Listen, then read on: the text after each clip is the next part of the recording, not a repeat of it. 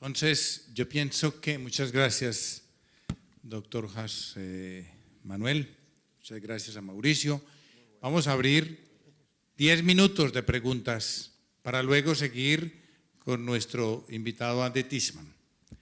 Entonces, yo le pediría a la gente de logística que me vaya ubicando los micrófonos en la parte donde la gente levante la mano, y quiero decir, ojalá que durante 10 minutos hagamos preguntas y nomás. Yo le pediría entonces a quien quiere hacer una pregunta para saber. Aquí ya hay una.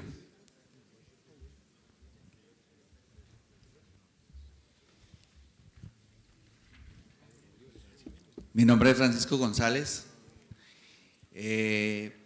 dirigida de pronto también al doctor Rodrigo Arcila, que hablábamos de este tema en otra reunión.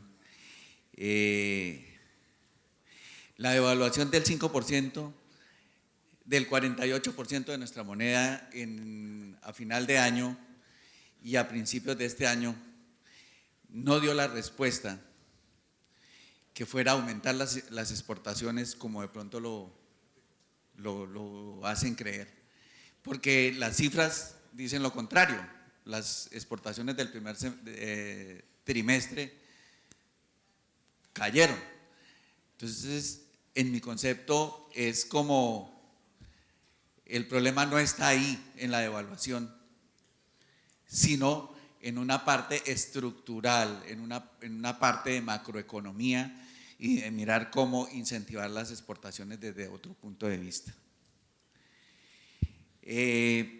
La otra parte de los impuestos, pues decíamos, o lo que me enseñaron a mí en la universidad fue que los impuestos, en la medida en que se aumenten las tasas impositivas, se va a aumentar también asimismo la evasión. Pero en este caso vamos más allá, porque los pocos que contribuimos pues vamos a tener que salir del país porque las tasas impositivas se vuelven inmanejables y la empresa ya no es rentable y tendremos que salir del país. Otra parte que ustedes no tuvieron en cuenta es que los gastos del Estado, el Estado ha tratado de con gastos aumentar el crecimiento del país, y de pronto lo que no nos damos cuenta es que hay unos gastos de funcionamiento y unos gastos de inversión, y los gastos de funcionamiento sería bueno que ustedes los tuvieran en cuenta o nos dijeran cifras, cómo están los gastos de funcionamiento respecto del pasado, qué comportamiento han tenido los gastos de funcionamiento y cómo los gastos de inversión si realmente valen la pena para tratar de esconder el crecimiento que, entre paréntesis, hay que verlo. Bueno, la última reflexión sería la inequidad fiscal cuando todos no contribuimos, cuando hay evasión, cuando hay unos sectores de la economía que resultan no contribuyentes y que no justamente, no tengo nada contra las cooperativas, pero simple y llanamente quiero decir que no todos contribuimos, bien sea por evasión o bien sea porque los consideran no contribuyentes. Y mi última reflexión es, cuando hablan del posconflicto, pregunto, ¿será que es posconflicto o cambio de conflicto? Gracias. Muy bien, muchas gracias. ¿Cómo quieres que hagamos, Rodrigo?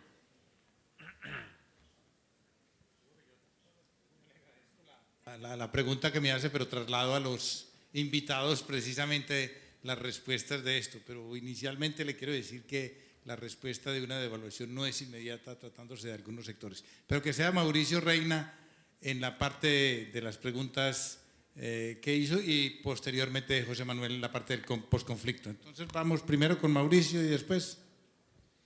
Muy bien, yo tengo el micrófono acá, Rodrigo. Yo voy a agarrar un par de preguntas y las que no sé se las voy a dejar a José Manuel. entre ellas la evolución del gasto de funcionamiento. No, pero siendo serios, Colombia, el impacto de la devaluación en la producción nacional se va a sentir muchísimo más en los productores nacionales que logran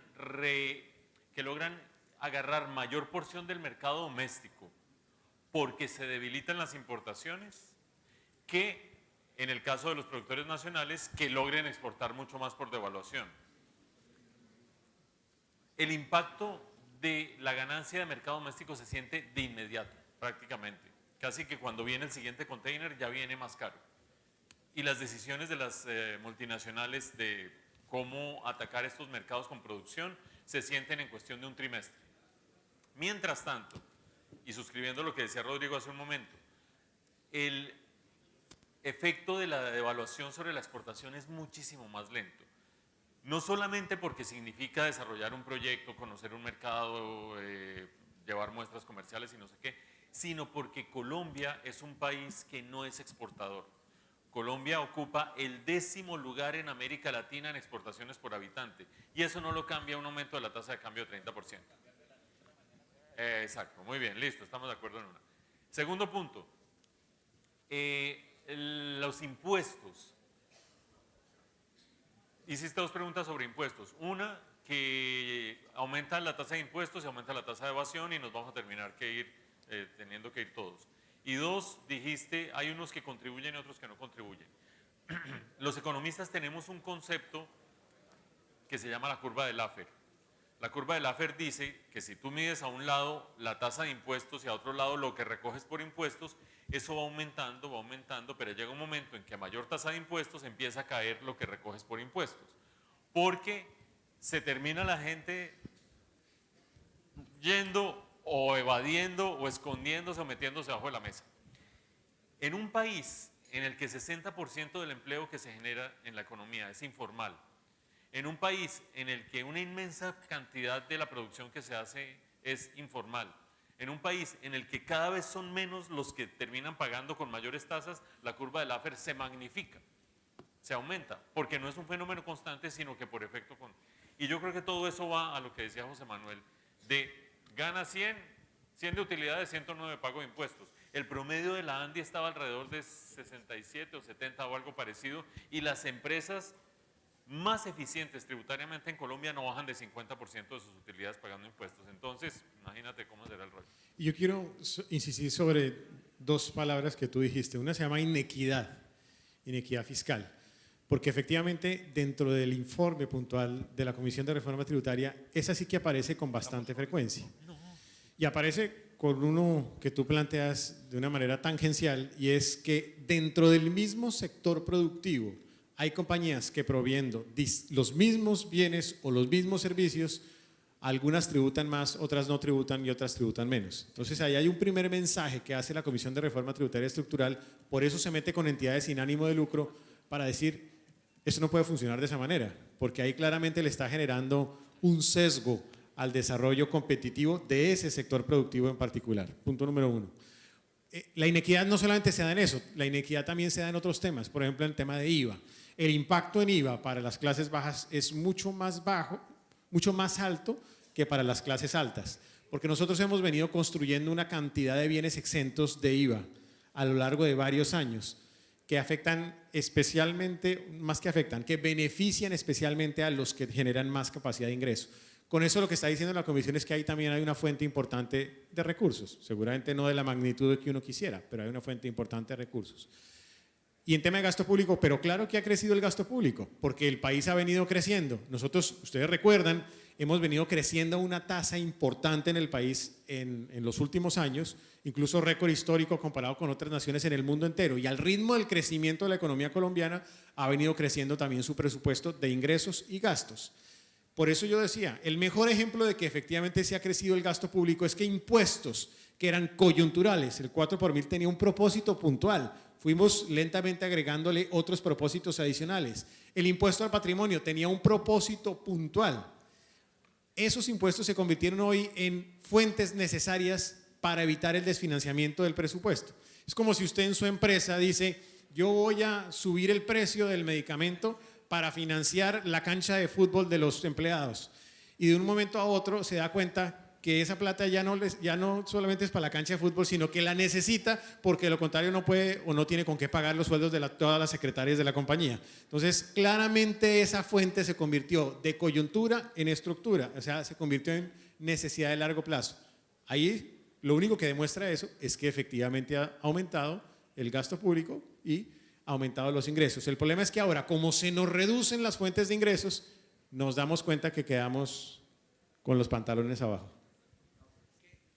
Bueno, no, perdón. Ya sigamos con otra pregunta, si alguien la tiene. Antes Margarita. de seguir, sí, antes de continuar, quiero decir que la próxima conferencia será en inglés para que las personas vayan solicitando los equipos de traducción. Ahora sí, Margarita.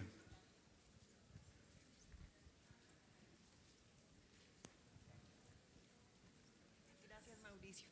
Es una pregunta para los dos. ¿Ustedes qué sienten que es un mensaje sensato para inversionistas extranjeros? Que estos algunos huecos en el camino, algunas dificultades, pero que vamos superando las expectativas económicas de Latinoamérica y sigue siendo un país atractivo para invertir. ¿Que mejor esperar y desacelerar también un poquito las inversiones o que apague y vámonos? ¿Cuál sería el mensaje más sensato combinando la subjetividad con la objetividad?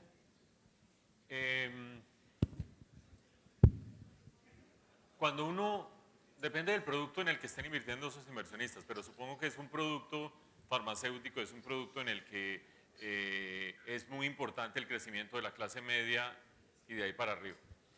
Cuando uno ve las regiones del mundo en donde está creciendo y puede seguir creciendo de manera sustancial esa clase media, estamos hablando de Asia y estamos hablando de América Latina. Y en América Latina estamos hablando de los países de la Alianza del Pacífico, más Panamá y Costa Rica, básicamente. En estos países, Panamá y Costa Rica, creciendo nosotros a la mitad o un poquito menos de lo que puede crecer Asia de aquí hasta el 2050, es decir, Asia prioritario, pero aquí sigue existiendo ese potencial. Cuando uno ve los países de la Alianza del Pacífico más Panamá y Costa Rica, yo creo que Colombia tiene puntos a favor y puntos en contra. Entre los puntos a favor está tamaño del mercado, está una macroeconomía muy bien manejada, que es lo que nos empieza a diferenciar de Brasil, etcétera, etcétera. Está la intención de avanzar en cambios estructurales en educación muy tímidamente y con impacto a muy largo plazo, y un poco más rápido en infraestructura, que son los dos grandes cuellos de botella en la primera etapa de aumento de productividad, pero que tiene tres grandes temas por resolver. Uno, el tema del conflicto, la FARC y demás, no sé qué. Dos, el tema de la justicia, que es un tema brutal. Y tres, una clase política de una ineptitud de aquí a la luna. Ese tema de la clase política no se resuelve fácilmente porque es idiosincrático. Y de él sería más fácil hipotéticamente resolver el tema de la justicia y la impunidad y demás, y resolver el tema del conflicto. Yo creo que teniendo en cuenta todo lo anterior, vale la pena esperar un par de años a que por lo menos uno de esos tres grandes retos quede claro a dónde va a parar, que es el tema de la paz. Si uno está hablando de traer más plata al país. Pero es un parar y mirar con la intención de evaluar si uno de los grandes candidatos de América Latina sigue siendo un gran candidato a América Latina. No es una cosa de que qué susto, yo allá me salgo. Es tratar de ver si sí somos capaces de quitar tres mugres gruesos que tenemos en la lente en este momento. Suscribiendo lo de Mauricio, yo solamente agregaría dos elementos que me parece que son claves. Y ese es un mensaje que como sector empresarial también uno tiene que hacer al gobierno nacional. Es, primero, ¿cuál va a ser la política para el desarrollo productivo del país? Es decir, ¿cómo vamos a motivar realmente a que la fuente generadora de crecimiento tenga o se anime a realizar esas inversiones? Para mí, ahí el tema tributario se vuelve central, y para mí el tema de tierras se vuelve también central, especialmente por el desarrollo de agroindustria. Y un segundo mensaje es el mensaje de institucionalidad. Me parece que hay que seguramente lanzar un mensaje de cómo mejorar en la forma como interactúan las instituciones a nivel nacional para que realmente se contribuya al desarrollo productivo del país. Creo que también vale decir que de todas maneras, aún en este año difícil, con la situación de petróleo como está, crecer al 2, al 2,5 o al 3 es bueno. O sea, es bueno comparado con el resto de América Latina, es bueno comparado con buena parte de los países vecinos, y si logramos hacer eso o lograr salir con un crecimiento de esa naturaleza, creo que es un resultado finalmente positivo. Pero el futuro, o sea, ese largo, mediano plazo, va a depender en buena medida de los planteamientos que señalaba Mauricio, y yo solamente le agregaría instituciones y motivación real a que el sector productivo invierta en la economía. Bueno, yo creo que el tiempo se nos agotó. Yo invito a Andy Tisman entonces a que nos acompañe, agradeciéndole mucho su presencia en Colombia y teniendo en cuenta que es una de las grandes autoridades mundiales en materia de autocuidado de la salud e industria de productos sin prescripción médica en el mundo. Bienvenido, Andy.